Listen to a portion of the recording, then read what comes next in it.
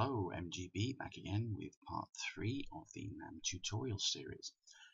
Today I hope to go into some of the puzzle pieces that are within the NAM, including the flexible underpasses. You can see an example of that here and here, and the turning lane extension pieces, which I've used for the junction here, here, and here.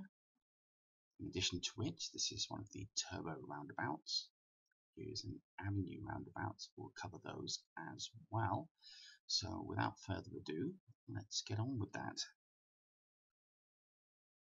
So today we'll start with the Avenue Roundabouts. To find these in your road menu under the Avenue Intersections button. And the very first item in the menu is the simple 4x4 Avenue Roundabout. You can connect up to these, either orthogonal or diagonal connections for a maximum of 8 avenues. It's also possible from these corner pieces only to place in either roads or alternately the one-way road connections as so. Now there are a few options for these roundabouts. So if I press the tab key to go to the second piece, you'll see here that it gives you one with a diagonal connection. I click that. It's then possible, if I wish, to continue rotating with home and end and place additional diagonals up to a maximum of 4. Now this may not look any different from the diagonals that come off the centerpiece here until you look more closely and you see that actually these are offset slightly. That requires that second puzzle piece in order to have those offset diagonals. They can be very useful when you want to line up with an existing road. Additional pieces include an Avenue Roundabout with a highway going over. This is the Maxis Highway. In my case, I have the Maxis Highway override mod installed from the NAM. You can also have one with the GLR or tram network. That includes a curve, a T, or even a 4-way junction.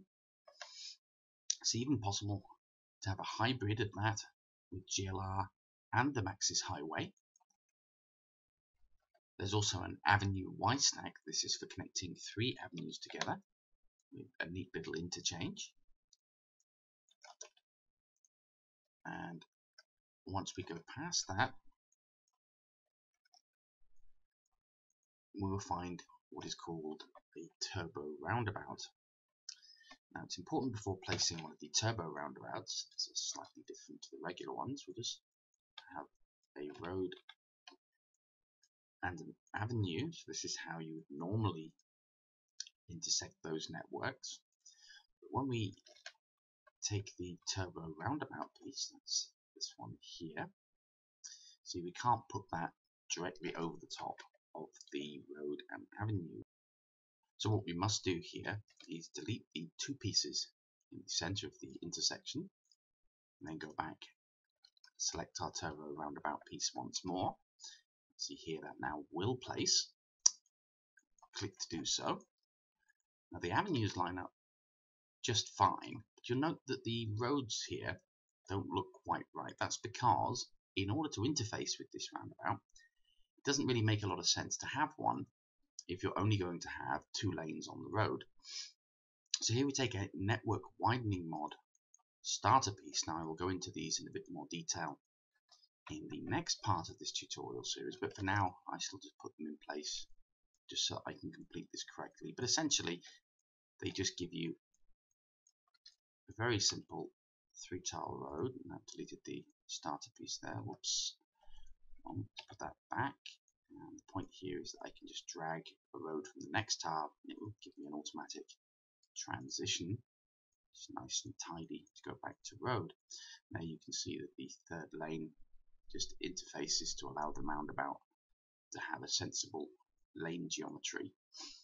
There are actually 6 turbo roundabout pieces for 3 different types of connection, so each one has 2 variants, and then there's a T and a 4-way for each of these, although the avenue part of the network must always go through on both sides, so it's just a road that can be a T or a four-way. So here is the basic Avenue 1 we just used. This is the alternative style piece. There's a second one here. This is for the Road 4 network, and a third one here for the Road 6 network. And the Road 4 and Road 6, those are other network widening rod networks. Again, we'll go into those later, but hopefully that's just giving you the basics so you understand what those pieces actually do. So you may have noticed when we plot the original Avenue Roundabout that this fountain-based filler piece resides in the center. See here when I hover over it with the delete key, there are actually pipes that run from left to right. Now it is possible, if you don't want it, to remove that fountain filler. You can then put anything you like in that roundabout space.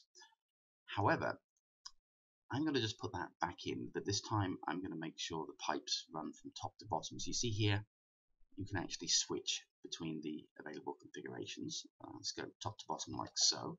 And you see that the statue actually follows the same path. You can just about see those pipes once again. Now, what are those for, you might ask? Well, they're part of the Flexible Underpass system. That's the icon above the Avenue Roundabouts. If I go into that, select the second option, it's an Avenue ramp, we can put those on either side of our roundabout. Let's just then very quickly extend the avenue out in all directions, and we can do something quite neat here. So with those FLUPs in place, this will allow traffic to come under the roundabout instead of going through the junction. Again, this aids with traffic flow. Now you may want, in a situation like this, to use some one-way roads. Remember, I'm using left-hand drive here, so the right-hand drive user would want to go this way, so just do the opposite of what I'm doing with the one-way roads. But we'll come out from there and just very quickly see we can connect that into the avenue and into the roundabout. It's not one tile too far there. There we go.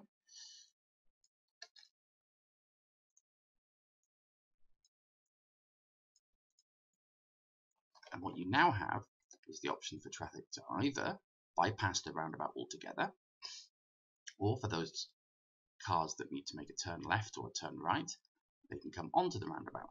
What this basically does is it adds more efficiency once more to what you can consider this as a junction. So that's a useful feature to remember, and these tiles here will automatically have the FLUPs functionality if you use this center piece.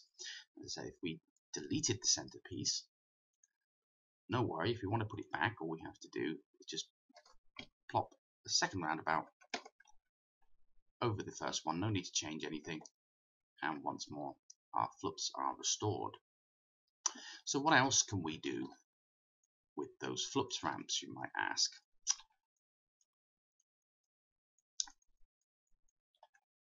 So select the right piece. The first pieces in the menu are ramps for road. If we rotate the road ramps, we have two one-way road ramps denoted by the arrows upon them. It's the Avenue one we've already used. There's a special piece for the tram in Avenue. And then we have a couple pieces for the streets. I'll show you this one in just a moment, but that's the basic ramp that I'm looking for here. These sort of subway entrances, they're actually for pedestrians. Now that one I said I was going to show you, what we need to do for that, so we go back to our razors which we used in the previous episodes. Just going to make a 10-meter high embankment here very quickly. Back to our FLUPs menu, select street, remember home and end to rotate, and that's the one we're looking for. And we place that literally, as it says, on the flank of the hill. Do that again on the other side here. And you see that conforms to the slope of the embankment. That's quite a nice, useful piece. The connection that's given here is a T by default, but you can drag away from it and remove the additional piece if you don't want it. Now we come to the more tricky part. Whenever you build one of these FLUPs ramps, and this is a ramp just like all of these here, it's necessary to connect up the two sides with pieces manually. So when we say puzzle piece, think of it like a jigsaw puzzle. Each one is an individual piece and they must all match up together. So by using Shift and Tab, the very last piece of the menu are these transparent or undergrass FLUPs. So we're going to use the transparent ones here because I think they'll look better, and we just need the straight underground route. And you see what I'm doing is I'm just getting the pipes so that they all match in the direction I wish for them to go. Once we've completed that, using the query tool,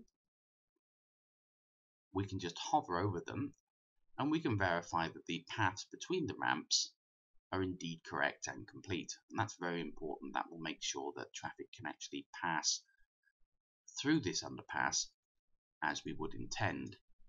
Now there's some other things we can do. You're not limited to very simple straight connections. If we go back to those transparent pieces, so one more, see here we have a T-piece. There's even a cross. I'm going to take the T here, I think, and then should take another straight. And these corner pieces, they will also act like diagonals. So if you see here, I will place a set of them once more to the query tool.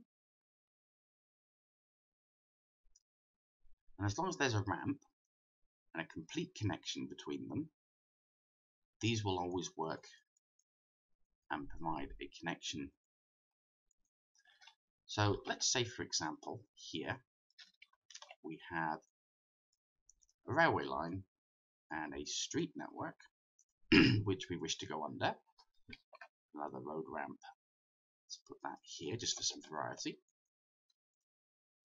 Just to give you a second example of how to connect these up. So instead of the transparent, this time I'm going to use the grass. You can see those are just accessed by the home end keys once more.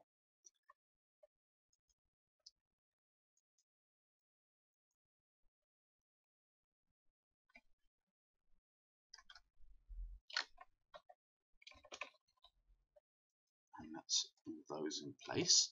As you see, we need now a diagonal connection here on the railway and a straight connection here on the street.